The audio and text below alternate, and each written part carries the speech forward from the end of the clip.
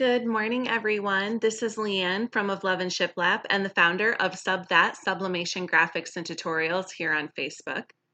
If you're joining us on YouTube, be sure to come join our Facebook group. The link is in the video description and it's also available at the end of this video. And of course, if you're joining us live on Facebook, don't forget to subscribe to our YouTube channel so you can easily find all of our tutorials in our neatly organized playlists. With the holiday season coming to a close, a lot of people have received sublimation equipment for Christmas. Getting started with sublimation can seem a little bit overwhelming, but one of the things that makes it easier is having a grasp on the basic tools and techniques that you need to get your first transfer printed. Today, I'm going to be focusing on a couple of basic things that are worth knowing, which include how to set up your print page in Silhouette Studio and then how to divide an image for multi-page printing. If you're not familiar with the concept of multi-page printing, this is where you divide a design and print it on multiple pages based on what your printer's page size capabilities are. And then you tape them together so that you're able to press a transfer on a substrate that's larger than what your print size is. When I started with sublimation, we had the SG400, and this created a lot of issues with trying to do larger substrates. Some of the substrates that we wanted to do were not even that large. For example, throw pillows is one of the main products that I do carry on my website. And unfortunately, I was constantly limited by the fact that the SG400 could only print 8.5 by 14. Learning how to do multi-page printing and learning how to divide your designs properly in various programs has made all the difference in what I am able to do.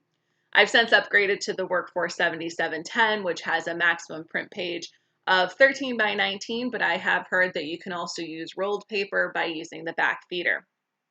Obviously, that's not what today's video is about, so we'll just leave that where it is. If you're new to sublimation printing, a lot of people find that using Silhouette is one of the easiest ways to get going. This is definitely a good idea if you are not ready to take on the complexities of programs such as Affinity Designer, Photoshop, Inkscape, GIMP, and Corel.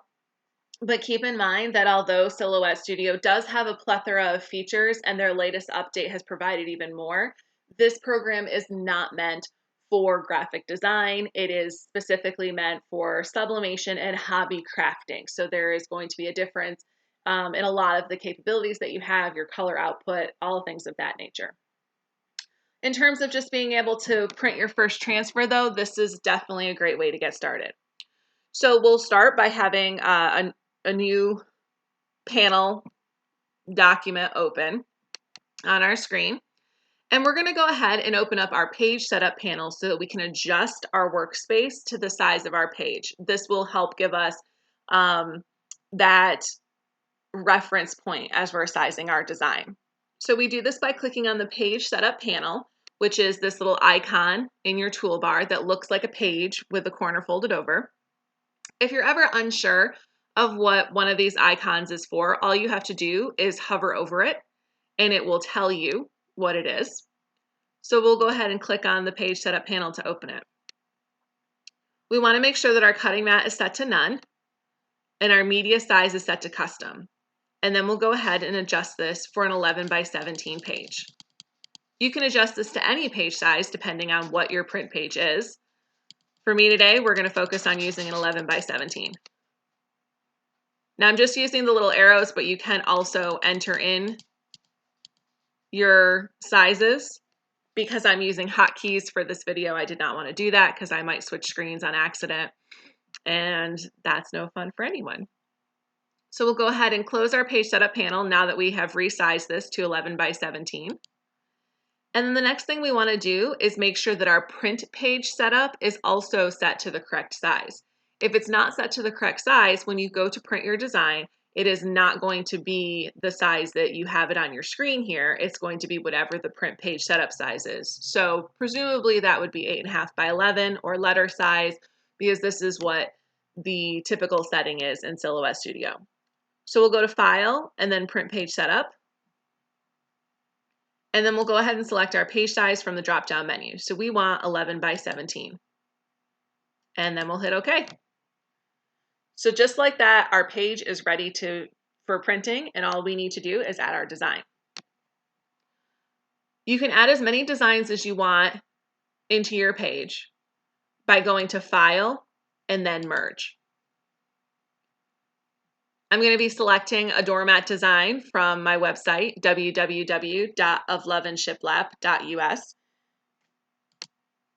because this is a good one for showing you guys how to divide, since this was originally created for doormats from Home Depot.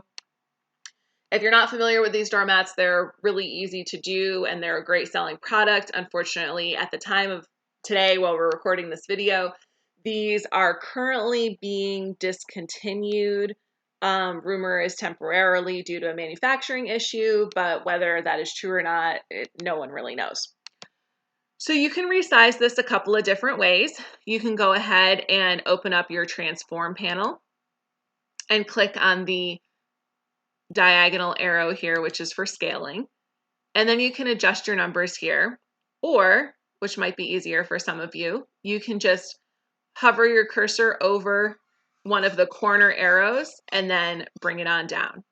Now I know that my surface area of the inside of this doormat is 24.5 by 12.5. So I'm just going to go ahead and adjust this down to that. And you'll see that the aspect ratio is accurate for this particular design because I did create it with doing a doormat in mind. Anytime you bring in a graphic that you plan on dividing, it needs to be a PNG or a JPEG. If you've created a design in Silhouette, for example, if I had created this design in Silhouette, you would want to make sure that you use the business edition to export it and then import it back in. The reason why is because Silhouette has limited capabilities in its tools in terms of dividing a graphic. An item like this, because of all the layers, because of all the different pieces or moving parts of the design, if this was an SVG file or a file that I created in Silhouette, when I would try to divide it, I would get an error message that would say that there's too many pieces for Silhouette to divide it. I see a lot of people ask about this when they get this alert, and that is why you get it. So I'm not going to show it to you because if you've used Silhouette, you do know that every time you get one of those messages, or when Silhouette is trying to do something it doesn't have the skill set for, the program gets very glitchy and freezes, and it's very annoying. So I've gone ahead and resized this to the size that I want. This is going to be the total size for printing. Now, of course, we can already see this is not going to fit on our page because our page is only 11 by 17. With print margins factored in, we're only getting 11.5 by, we're getting 10.5 by 16.5 is our actual print page size. So, because there's a 1/4 inch margin on each side. We're going to go over to our drawing tools and select the rectangle. And then we'll go ahead and size it to the dimensions that we just said. So that was 16.5 by 10.5. And it doesn't have to be exact. If you want to make it exact, you can always use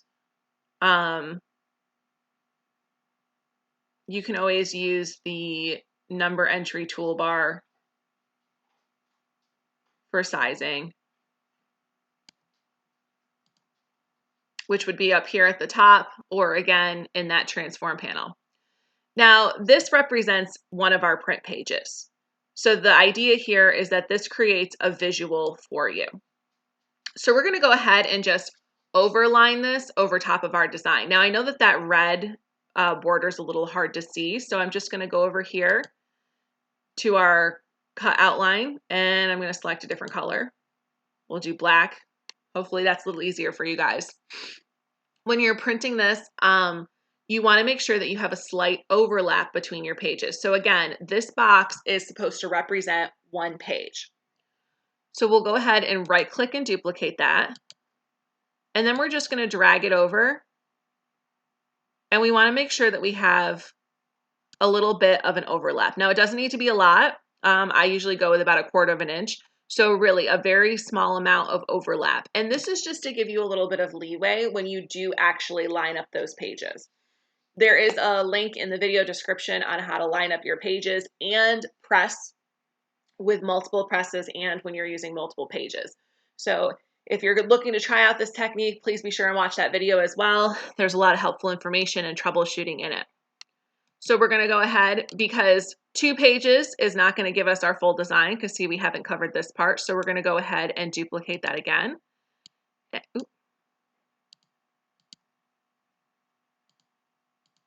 We're going to duplicate that again and drag it over.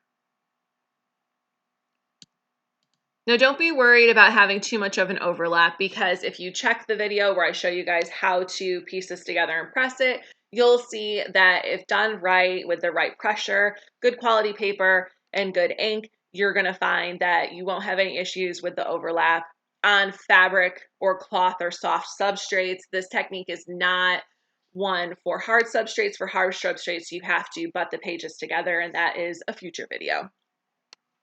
So the next thing that we want to do is we want to make sure that our design is on top in Silhouette. So we click on our design and we just right click and bring to front. And now it's on top of all of our other layers. Now we're going to need multiples of these. So I'm going to click and drag to highlight everything. And then I'm going to right click and duplicate and just move this down here out of the way. And you want to duplicate it as many times as you have pages. So we have 3 pages. That means we need 3 copies of our design with the pieces. So we're going to hit duplicate again. And we're going to drag that down. Now I'm just putting these down here on the screen to get them out of the way. The next thing that we're going to do is we're going to delete the first 2 pages, or the first 2 pseudo box pages.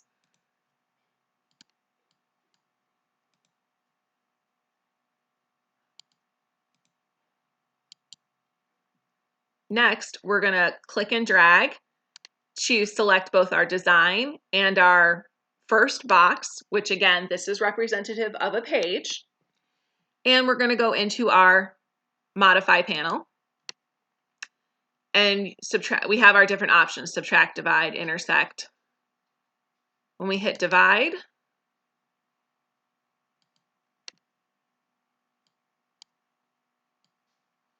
you'll see that we have our first piece. So you can just go ahead and delete this little outline for your page. Again, that was just to give us a point of reference. And then we can actually go ahead and delete the rest of this design as well, because we only needed that first page. We'll go ahead and center this on our workspace. And just like that, our first page is ready to be printed. Now we're just going to repeat that process for the next two sections. So we'll go to our second one here.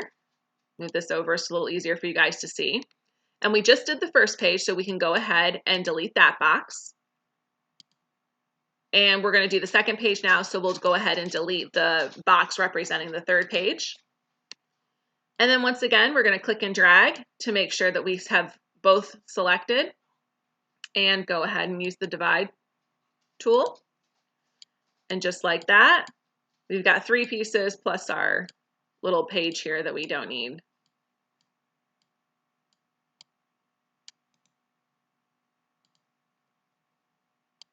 And once again, after we've printed that first page, we can center our second one and go ahead and hit File and Print.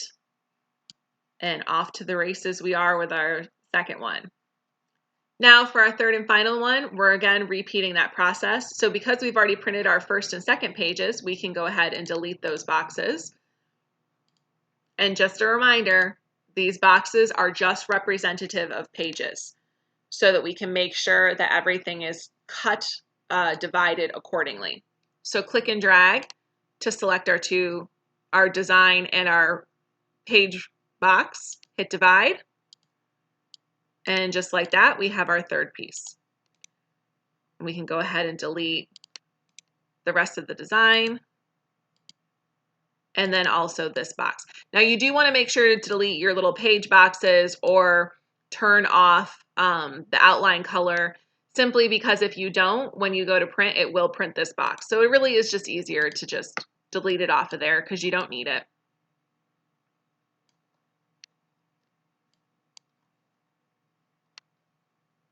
And then we would go ahead and center our last piece and head it to print.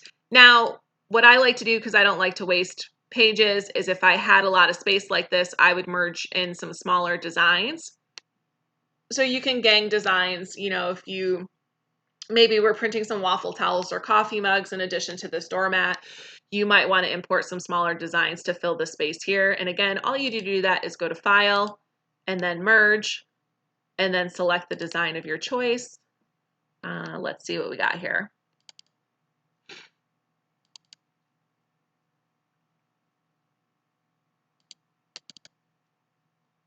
So if I was going to do some lip balm holders, I could go ahead and import that, size it to what it needs to be, which is a lot smaller than what it is right now. There we go. And I could go ahead and put that right on the page like that, so that I wouldn't be wasting an entire piece of sublimation paper just for one design. So keep in mind that you can gang up your various, you can gang up multiple designs, and ganging refers to just putting multiples on one pages. So I know this was a pretty quick and straightforward tutorial. I hope that you guys do find this easy to follow. And just a reminder that there is a video link in the description on how to piece together your pages after they're printed and press your design if you're pressing a substrate that is larger than what your heat press is. And if I didn't already mention it, one of the common errors that you might encounter trying to divide your design and silhouette is having is an error that says that there's too many operations then can be performed by Silhouette. So once again, that goes back to the fact that Silhouette is not a graphic design program, so its capabilities are limited. If this design had been created in Silhouette with all of these little hearts and outlines and the words and whatnot, and we tried to divide this, we would get that error that says this is too many operations for Silhouette to perform. So if you do use Silhouette for designing, you need to make sure that you've upgraded to Business Edition so that you are able to create a design, export it as a PNG, and then import it back into Silhouette so that it is a solid, flat PNG like this design was. If you have any questions or comments, be sure to leave them below and I will answer them.